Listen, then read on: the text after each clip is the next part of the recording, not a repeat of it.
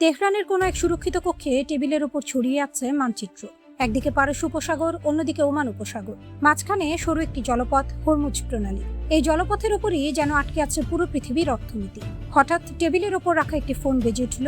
ওপাশ থেকে এলো মাত্র কয়েকটি শব্দ, আমেরিকার হাতে আর কয়েক সপ্তাহ। কয়েক সপ্তাহ পর কি? নতুন সমঝোতা নাকি নতুন যুদ্ধ? ইরানের বার্তাটি এবার আর কূটনৈতিক অস্পষ্টতায় মোড়ানো নয়। তেহরান বলছে, ইসলামাবাদ সমঝোতা স্মারকের শর্ত যুক্তরাষ্ট্রকে বাস্তবায়ন করতে হবে, নইলে শুরু হবে সংঘাতের নতুন অধ্যায়। আর সবচেয়ে গুরুত্বপূর্ণ বিষয়, ইরান এবার নিজেকে শুধু আক্রমণ ঠেকানো একটি রাষ্ট্র হিসেবে দেখছে না, বরং প্রকাশ্যে জানিয়ে দিচ্ছে প্রয়োজনে প্রতিরক্ষা থেকে সরাসরি আক্রমণাত্মক অবস্থানে চলে যাবে। এখানেই গল্পের মোড়। 60 দিনের যে কাঠামো যুদ্ধ থামানোর আশা তৈরি করেছিল, সেই সময়সীমা শেষ হয়েছে, কিন্তু স্থায়ী কোনো চুক্তি আসেনি। বরং দুই পক্ষের অভিযোগ পাল্টে অভিযোগের পরিস্থিতি আরো জটিল হচ্ছে। তেহরানের অভিযোগ, ওয়াশিংটন সমঝোতা মানেনি, নৌ অবরোধ অব্যাহত রেখেছে, সামরিক চাপ বাড়িয়েছে, অর্থনৈতিক নিষেধাজ্ঞাও পুরোপুরি সরায়নি।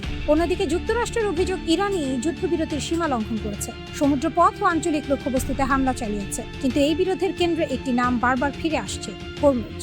একটি সরু জলপথ, অথচ এর গুরুত্ব এত বিশাল যে পৃথিবীর জ্বালানি বাজারের স্পন্দনও এর সঙ্গে তাল মিলিয়ে চলে। ইরানের অবস্থান পরিষ্কার, এই জলপথের নিরাপত্তা ও নিরাপদ চলাচলের ব্যবস্থাপনায় তেহরানের ভূমিকা থাকবে। এমনকি নিরাপদ ট্রানজিট রুট নির্ধারণেও ইরান নিজের অধিকার দাবি করছে। ওয়াশিংটন অবশ্যই এই ব্যাখ্যা মেনে নিতে রাজি নয়।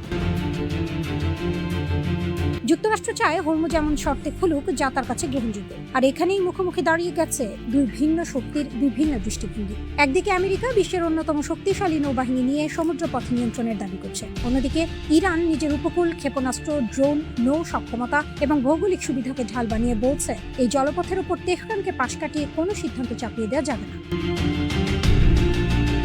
ওমানের মধ্যস্থতায় নিরাপদ ট্রানজিট ব্যবস্থা নিয়ে আলোচনা চলছে, কিন্তু বৃহত্তর সমঝোতা এখনো আটকে আছে। আর ঠিক এই সময়ই তেহরান থেকে এলো সবচেয়ে বিস্ফোরক বার্তা। ইরানি কর্মকর্তা বলছেন, কূটনীতির ওপর আস্থা ভেঙে পড়েছে, তাই ইরান প্রতিরক্ষামূলক অবস্থান থেকে সরে আরও আক্রমণাত্মক অবস্থানে যেতে প্রস্তুত। শুনতে সাধারণ একটি রাজনৈতিক বিবৃতি মনে হতে পারে, কিন্তু যুদ্ধের ভাষায় এর অর্থ অনেক বড়। কারণ ইরান যদি সত্যিই মনে করে আলোচনার দরজা বন্ধ হয়ে যাচ্ছে, তাহলে পরবর্তী চাপটা শুধু হরমুজে সীমাবদ্ধ নাও থাকতে পারে।